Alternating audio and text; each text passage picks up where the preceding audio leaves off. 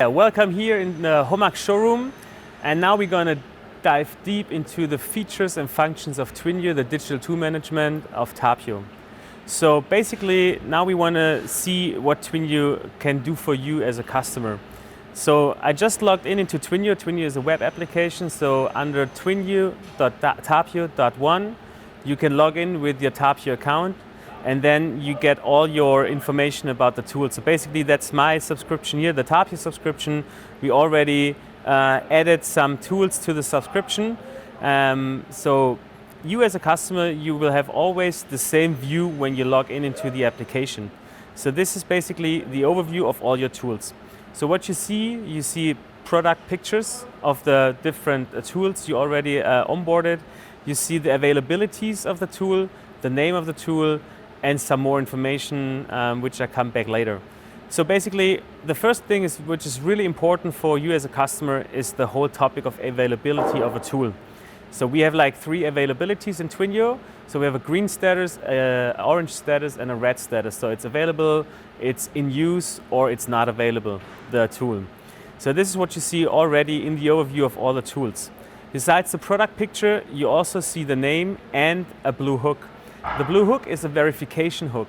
That means we are working together with tapio partners like AKE or Loico or Agefa, and they already implemented original data straight from the manufacturer for the tools in tapio. So basically, if a customer is using those tools and those data from the manufacturer, they get the original data straight from the manufacturer, which is being shown here in the application by a blue hook, which is like verified data. Another information you get in the overview is a unique code. So actually, every tool which is onboarded by twinio will get a unique code by tapio. Or the manufacturer already delivers a unique code with the tool, which you see here, for example, on that cutter. You get also Loico here, for example, is providing a unique code already with a code lasered on the tool, so you can scan it. So basically those are like the 2 versions right now. Either the application gives you the unique code or the manufacturer.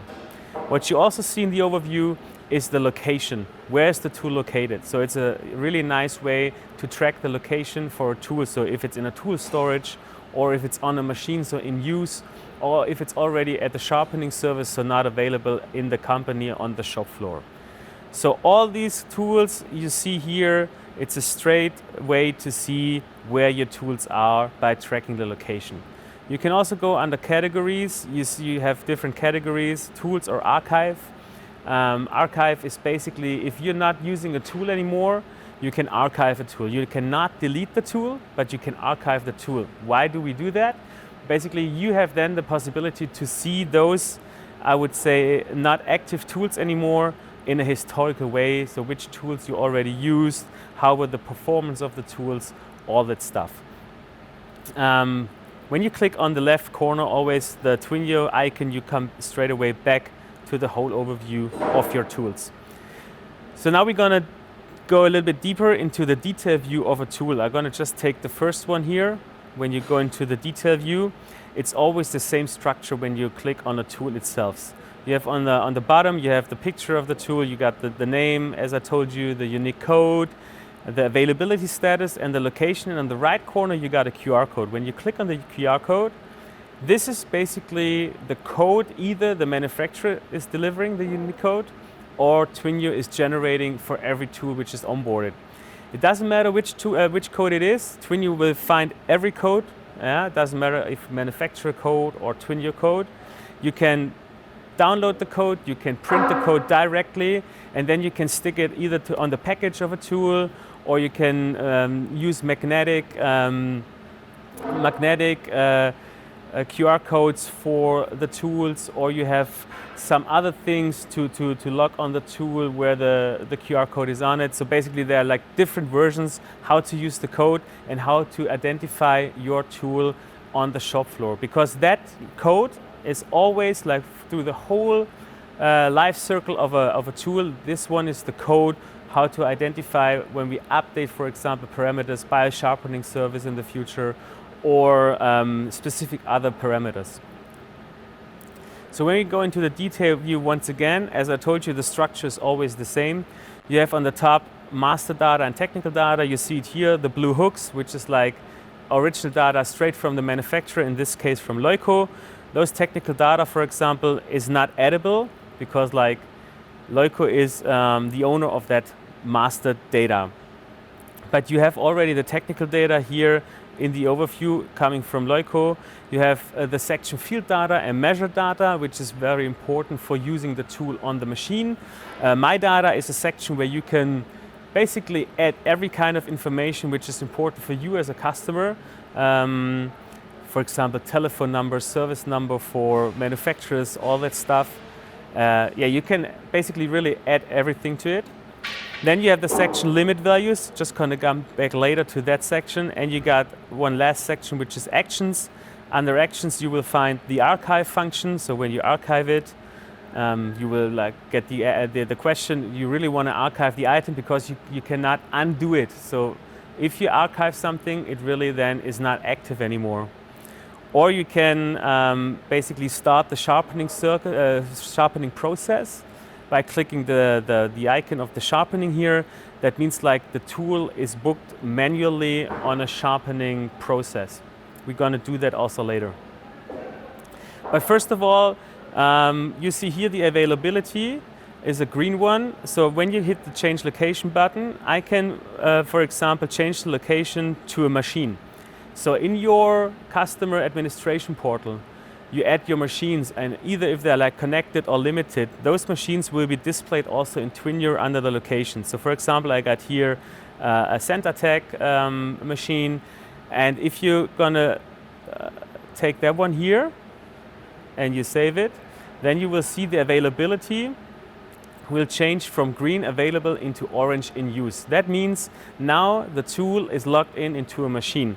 That also means like you cannot book the tool to a sharpening service if it's on an orange status, because first of all you have to put out the tool of the machine and then you can start the sharpening process manually. So this gives you also in the overview, you see it here, it changes to orange. So every user of that subscription sees now where the tool is located and if it's available or not. So I'm gonna change the location once again. Let's say I'm gonna go back to the tool store. I just finished, for example, the production process on that machine. So then the availability will be green once again. So when I go under actions, I can then start a manual sharpening process. That means like you can book your tool to a sharpening service or sharpening process right now. In the future, you can also choose your service partner as a sharpening service partner, and then it's also like other things possible like updating data automatically by the sharpening service. But right now, this is the manual sharpening process. You're gonna hit the sharpening button. You get the question once again, you really wanna put the tool into the sharpening process. I confirm it. And then the availability is changing to red, so the tool is not available anymore. That also means like, for example, measured data or field data, which are like edible parameters, are not edible right now because the status is on red. So don't get confused here. So then the tool goes out to the sharpening service, so it's physically out of the shop floor. So when the sharpening service gets it back sharpened, then you hit the complete sharpening button on the bottom. You confirm it one more time, and then basically it's available once again. The tool is on the shop floor in the company and you can use the tool. So field data and measured data are those data sections which are like is really important for production, for using a tool on the machine. So the customer, you can here edit all those parameters on a general way or break down on a function one. So this one got one function. So you can really edit all those parameters. This is really important in future. By using those tool data straight on a machine, you need specific data from a tool to get it used on the machine. So therefore, the customer can really edit those data in terms of measuring data or field data. Then the section limit values. This is quite an interesting one. So you can set up to 3 limit values as a customer. So you as a customer can also set up the limit value. So for example, this is like values you learned over the years, which is like common for this cutter or common for a saw blade in terms of cutting length, for example. So I set up some random limit values here. The values for those limit values, the process data is still on 0 because it just came back from the sharpening cycle, so it's on 0. We're starting with the new cycle. So if your saw tech, like a saw tech, is already possible to send data straight from the machine to twinio, they're sending those process data straight away. So if you're producing with a saw, and then those process data like cutting length will automatically be updated here in twinio. So you don't have to do anything manually, it's an automatic process. Also, if you're not having a machine which is like possible to do that, you can do that on a manual way. So under field data, under the function section, you have those 3 values here. It's cutting length, cutting volume, and cut count. So for example, I'm gonna add the cutting length after a production process. So for example, I add 500. You confirm that.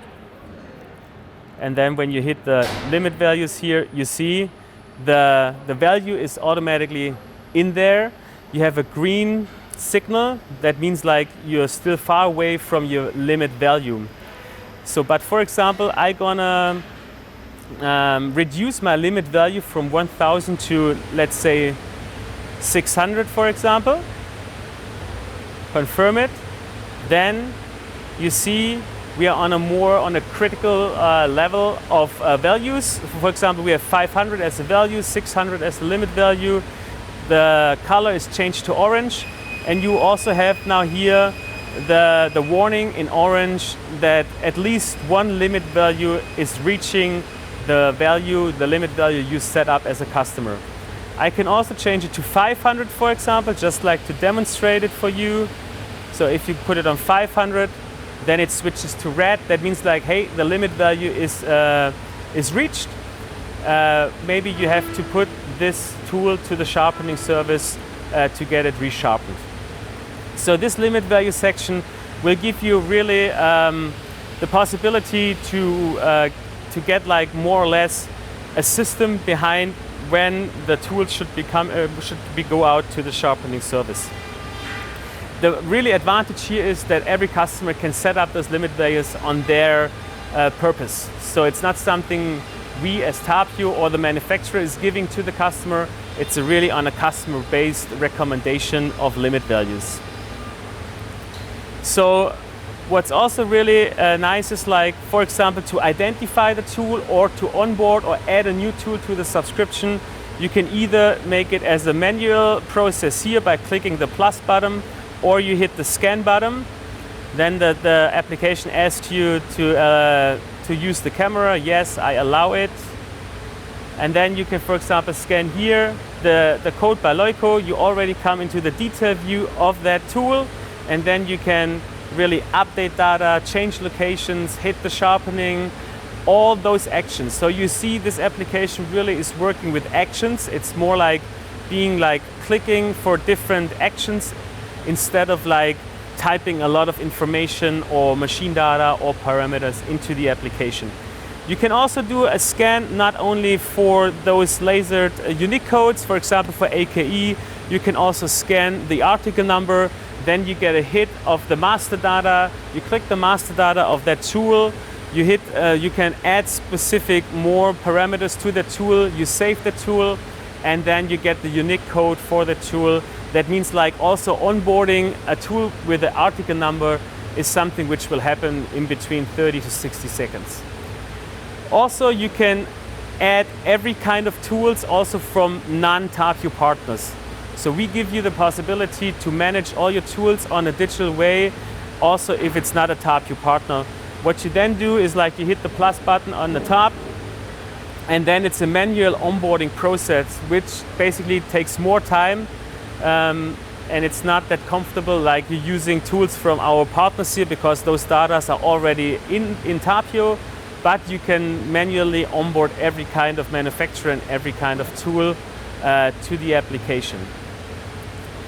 So you also have a search here. You know the search basically from Google or other searches. It's working the same. You're searching for manufacturer names or product names or numbers, doesn't matter. So it's basically working as a normal search. So yeah, that's basically it for now. We see all the functions, all the features here in Twinio. There are like coming more features in the future because we really want to digitalize the whole product cycle of a tool. Also, you will see in the future the different historical sharpening cycles with the values of process data. And so Twinio will be the one application for the wood branch, wood industry to use there for tool management. Also in the future, we will onboard more machine types, not only saws. So we were really working on connecting the connectivity of machines to the application. Okay, so the easiest way now is like to go into the Tapio shop. We have a trial version for Twinio. You can try out Twinio 30 days for free. You can manage up to 30 tools, try it out, try the features, just like checking out if it's something for you. If you got any questions, just hit us up or hit the Homework guys up. We are really glad to help you.